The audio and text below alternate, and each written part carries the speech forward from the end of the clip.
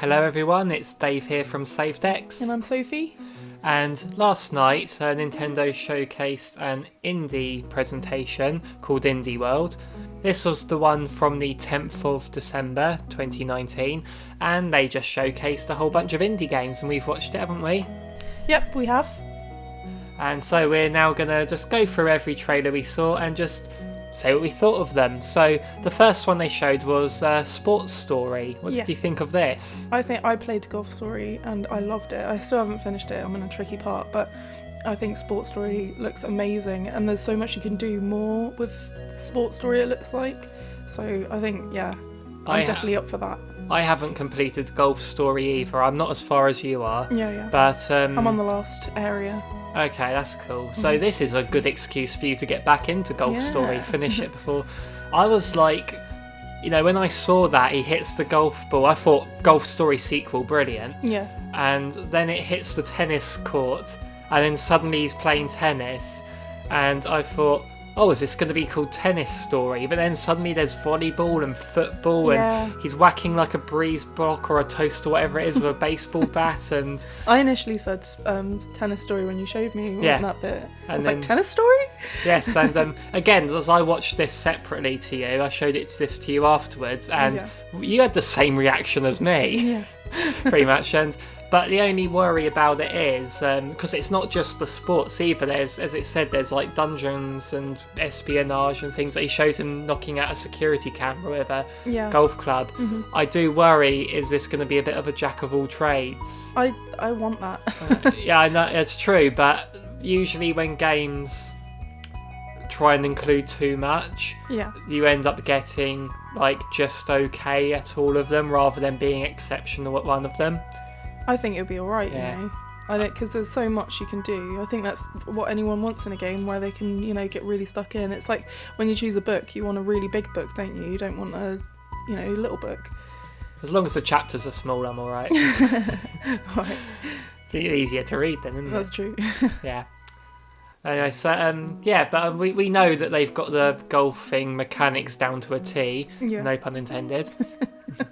So looking forward to this one. Mid 2020, that one's coming out. Yes. So that's not too far away.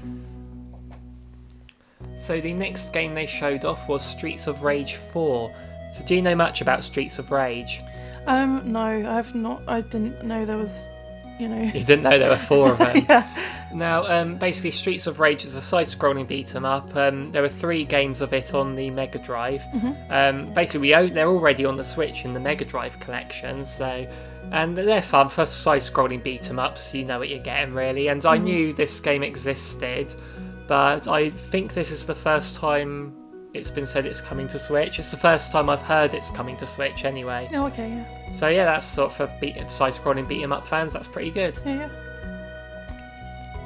Next was Gleam Light, and we're getting the developers talking to the camera first now. Yeah. And they kind of look awkward, some of these. Yeah.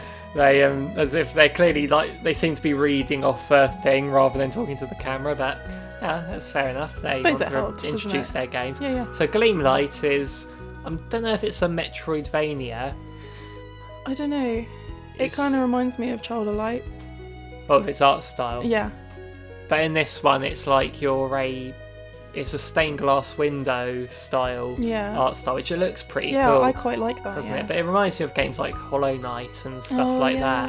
Yeah. It should be a pretty fun game. But the thing they highlighted, that there's no UI in this. Yeah, that's lazy. You think it's lazy? I mean, to be honest, it's nice to go for that sort of direction, do that, but at the same time I'd rather just have my health displayed and things like that. Same. I know it's meant to be more immersive, but I like things simple. Yeah. So it's just let me see what's going on.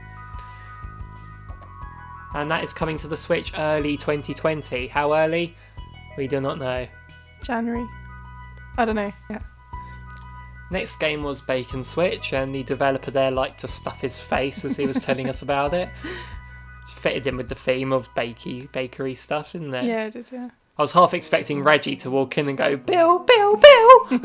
I love that one. So what did you think of Bacon Switch? It's kind of like Overcooked, isn't it? I guess. But it also reminded me of the monkey game in Mario Party. We have to take the monkeys to their right mums. That was in Mario Party 5, That's one, yeah. Yes. And yeah, it's a good game. It looks like it could be a fun time, but is it a Switch exclusive? It didn't say. No. Because it's got the word Switch in the title, Bacon Switch. So it might be. Yeah. Who knows? Who knows? I mean, obviously it's a pun, Bacon Switch, anyway. Yeah. So anyway, that could be a fun time. If it looks like one, if you're on your own, probably not. No. But multiplayer. Yeah, so it still looks like a fun little party game, mate. If it's cheap. Yeah. I mean, again, if it was priced the same as Overcooked, it doesn't look like there's as much depth as Overcooked has. Yeah. But I think if it was like half the price of Overcooked, that could work. But a lot of these games, it all depends on the price for me. Yeah, that's true. So the next one was Super Mash, which was also introduced by a developer. Yeah. And one thing I noticed about this is he had some GameCube controllers behind him. No way, I didn't even see that. Yeah, so is this game compatible with the GameCube controllers? Maybe. Well, probably. Technically every Switch game is, so... Yeah. That would be pretty cool. So Super Mash is a game where you pick two genres, mash them together, and you make your own game. That's brilliant. And I'm wondering how much depth there is to it. I don't know, it says endless... Unique. Unique. He used the words unique. And you can upload your games and have other people play them. Yeah. And he showed us his code for his game. Yeah. At the end, which obviously, everyone's going to check that out, aren't they? Yeah. And but I'm just wondering how much depth there is. How much do you create the characters, create the story? Do you do all that, or? I don't know. That would be amazing. Because if it was just you mash two genres and it just gives you the game, there's only so many combinations then, isn't there? Exactly. But one thing is, it was all 2D, sprite based. But then there was this one that looked like The Sims. Yeah, I know. I saw that one and I was like, I'm wondering, is that the hub world? Oh. Maybe because she picks up a thing and says, "Oh, a hard JRPG." Yeah. Maybe that is looking. I don't know. Yeah. Do you create a Sim style one? That'd be pretty cool. I saw That'd be so Metroidvania was an option as well on the sketchy thing. But yeah, there's a lot of potential in something like this. And I mean, like with Mario Maker 2, it depends on the community, and just how much depth, how accessible would it be? Yeah. Don't know. Anyway, moving on. So next was the Talos Principle Deluxe Edition, which is on the Switch now. Nice. So what did you think of this one? It reminded me of the game The Witness that we had on the PS4. Yeah, we had it on the PS4. The Witness was an excellent game. It is, but it was so bizarre at the same time. I remember there's a bit in it where you go into the middle and there's these lectures going on, and I don't even remember what they were about, but they were so weird. Yeah, that was... I mean, it wasn't necessary to watch them for the game, but that was weird. I think I even looked up the... You did, I remember. Yeah, the reason why they were there, and it was just really weird. Yeah. But anyway, the thing about The Witness is it didn't give you any guidance. No. You just had to work everything out for yourself. But that was good at times. It was, it really felt... I think there are very few times where we had to look stuff up. But anyway, Talos Principle looks similar, like a first-person game where it's puzzles you do in. Looks a bit portally as well. Bit portally, yes. When he was holding the cube especially, looked very similar to Portal. Yeah. And... But yeah, this looked pretty good. And again, it's on the eShop now. Oh, nice. But the drawback is... Oh, there we go. It's £27, $26.99. Didn't we get The Witness on PS? See, the thing is, The Witness was £35, between £35 and £40 on the PS4. And I waited for a sale. I got it for £3.50. It went down. It was 90% off on the sale, and that was absolute steal getting it there. So this one, I think I might wait for a sale on it. That makes it's sense. Definitely one I want to play. Oh yes. But yeah, I mean, in the meantime, go check out The Witness. Very, very good game. This looks to be good as well. But obviously, people can buy it now. People have played it. People might say it's rubbish. Who knows? We'll look at this is just this is just our opinions based on these trailers alone. Yeah. So yeah. So the next one was Sail Forth. Now you got excited when you saw this trailer. Yeah, because I thought of Wind Waker. And that's your favourite game of all time, isn't it? Yes. Okay, now this reminded me of a game called Bomber Crew, which I got given to me for my birthday. And in that one, you're on a plane, and it's like World War II, and you're commanding the people on the plane to do certain things at certain times, and it's sort of really sort of intense, really. You have to be quick with it and sort of manage everyone. And it kind of looked like that, but on pirate ships. Oh, nice. I like that. So it seemed to be that you were not controlling them, you were sort of like ordering them, managing more than that, but it's a nice idea. Yeah. Definitely the Bomber Crew game works really well. How much is it? Doesn't say. It's, it's coming out in 2020. Sorry, I was going on from last one. Yeah, it wasn't a stealth drop, no. So, yeah. So you think it looks good for you? I like it, but I don't know about the managing thing. I like to be in the action. Okay, fair enough. Cool. Like in Wind Waker. Yeah. So next was Dauntless. What did you think of that? I thought it looks nice, but it's not really my thing. Yeah, same here. I mean, it's kind of thing I've not really been following the game at all. I know it's one people know about, and it's not really. It's an online RPG. You team up online. Kind of seems a bit Monster Hunter-y, where you're basically taking on bosses by the looks of it. And again, it's just online team-based stuff isn't really my thing. But yeah, it's just, again, it's free. It's on the eShop now. It's free. Yeah, it's free download. My God. It's like 5.6 gigabytes. Where do they get their money? I guess from the downloadable stuff. Yeah, maybe, yeah. Do they pay for like costumes a bit like Fortnite? I guess so, yeah. Yeah, that makes sense. But yeah, it's sort of saying it looks, for people that like that sort of thing, it looks good. But it's just not really our thing. No. But yeah, moving on. So next is Murder by Numbers. Yep. Does that interest you? I like Picross, so yeah, I guess that could go for me. I really like Picross, but I'm not keen on the visual novel style of games. No, that's fine. It's cool that you use Picross to find murder clues and stuff like that. That's pretty cool, but I don't know if it's one for me. I had a phone game where it was you did Picross, and it sort of revealed the story of these two lovers, and it was really cute, but I had to delete it because phone game. Oh, fair enough. Alright, moving on. Okay, next was Oddworld Stranger's Wrath HD.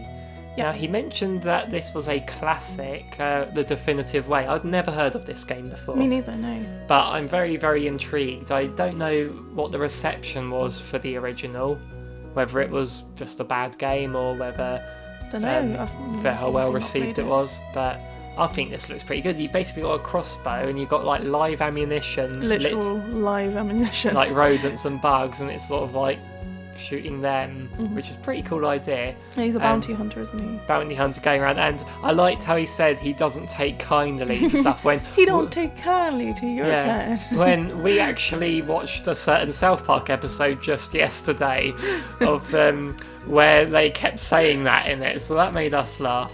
Now, Scooter, he ain't doing nobody. Yeah, so I'm looking forward to this one. It's out in January. It's one I'm definitely going to keep an eye on. Oh my again. God, that's like next month. month. Yeah, like could come out in 3 weeks' time. Oh my God. That soon. Yes. Anyway, next game. So we've come to the highlight of the whole presentation. Skatebird. Now, what do you think? I like it. It makes me think of the Spyro game. No, the skateboarding mini game. Yeah, Spyro. That was good. Now, here's my thing, is obviously back in sort of like the N64 to PS2 sort of era, Tony Hawk games were quite big. Yeah. And they were popular, they did well. But since that era, there haven't really been much in that genre of skateboarding tricks. Even snowboarding ones have gone down. And from the looks of it, it's going to be not like a high budget one. That how much depth will there be to the tricks you can do? Yeah.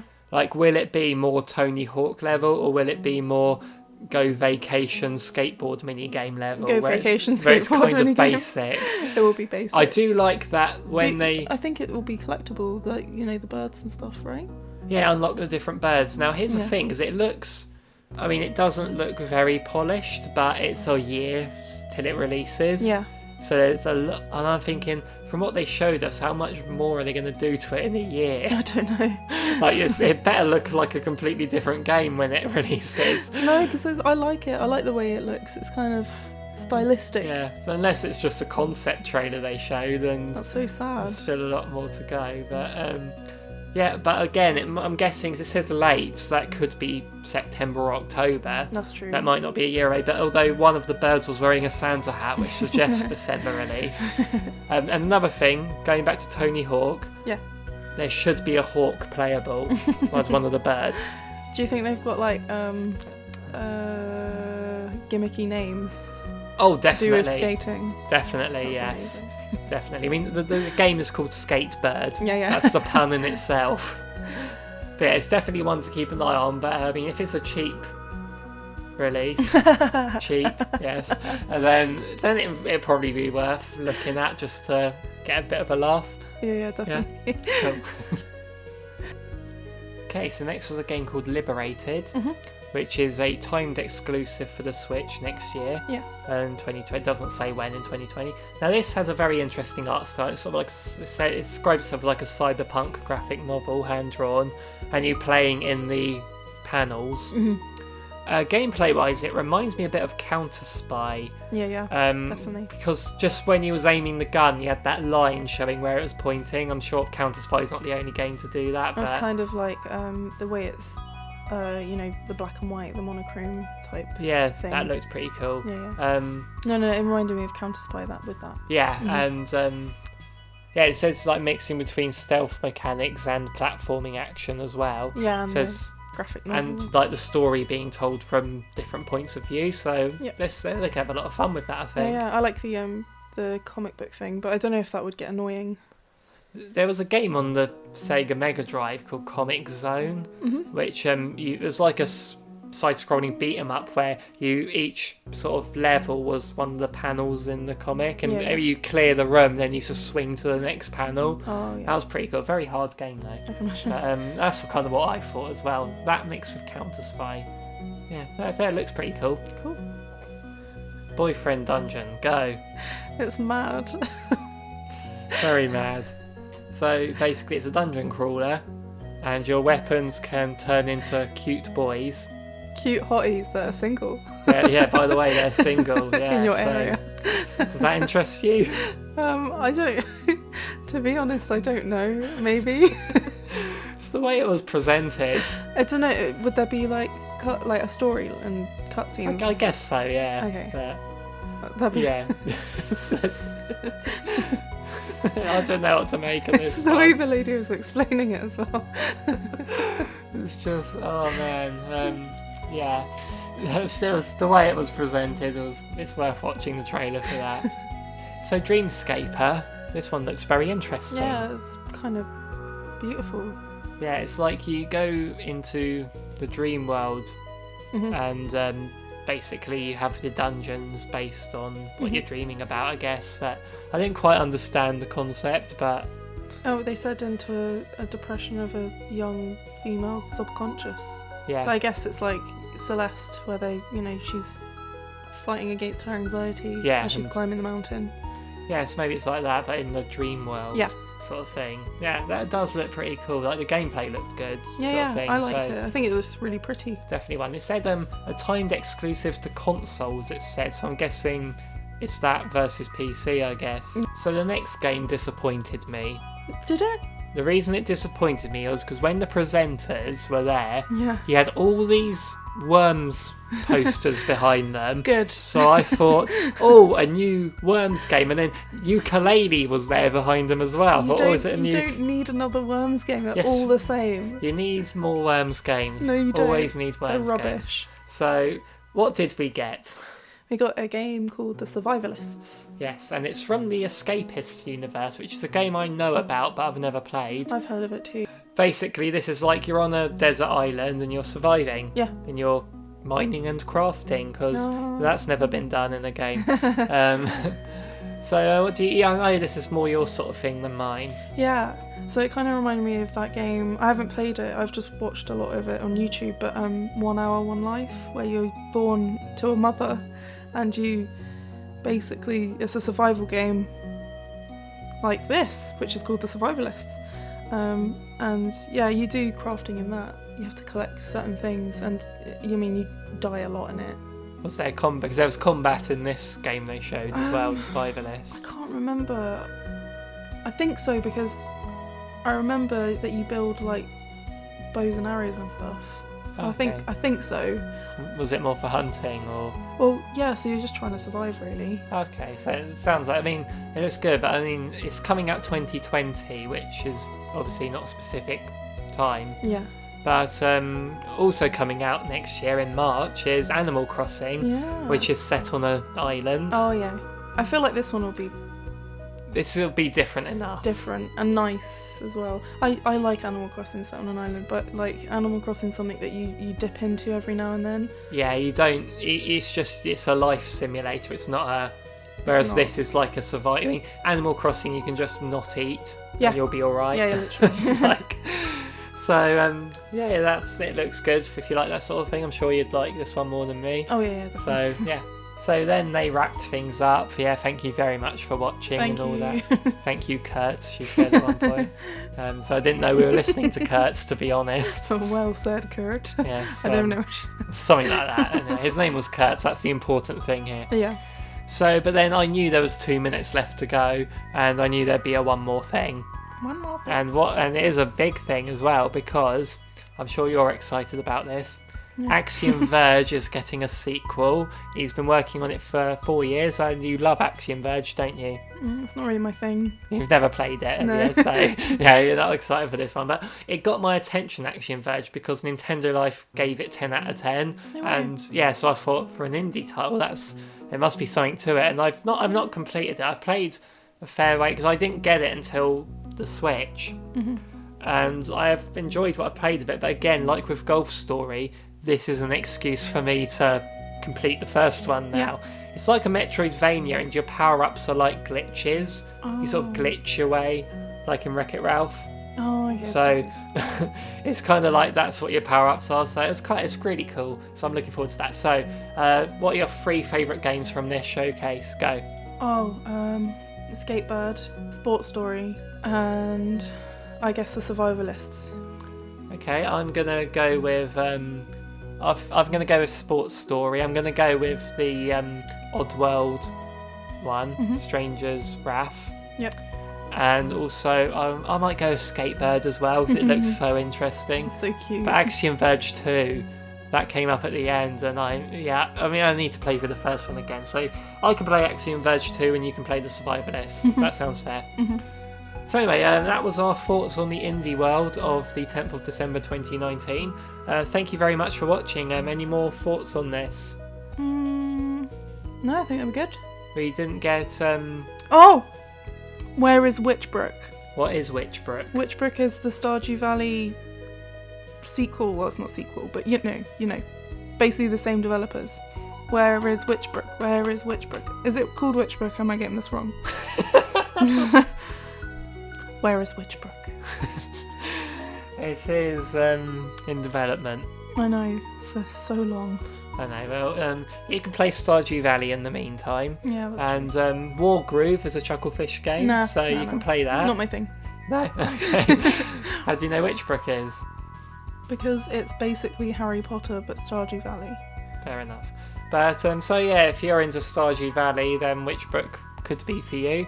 And if you're into Stardew Valley, remember we have a video on our channel of Sophie showing off her Stardew Valley farm. Yeah, it's pretty funny because all my animals were randomly chosen, as in their names. Yes. And so yes, look forward to watching that. The farm itself is not really... No, the farm itself is amazing because we're enticing people to go watch it. So yes, thank you very much for watching this video. If you liked it, do you think they should give us a like? Yes. Yes, you think they should. Give us a like if you want Witchbrook revealed properly now. Yes. I'm gonna go create thousands of accounts and like this. And then also let us know in the comments down below which games you're looking forward to. Witchbrook. Yes, Witchbrook. Let us know what game you're looking forward to, and more importantly, which bird is your favourite in Skatebird. The pigeon. The pigeon, yes. I like the one with the Santa hat on. No. You can do that. Okay. So anyway, and also if you want to see more from us in the future, make sure you subscribe, and then you won't miss anything, which will be cool. So bye, Sophie. Goodbye. And bye from me. Bye bye.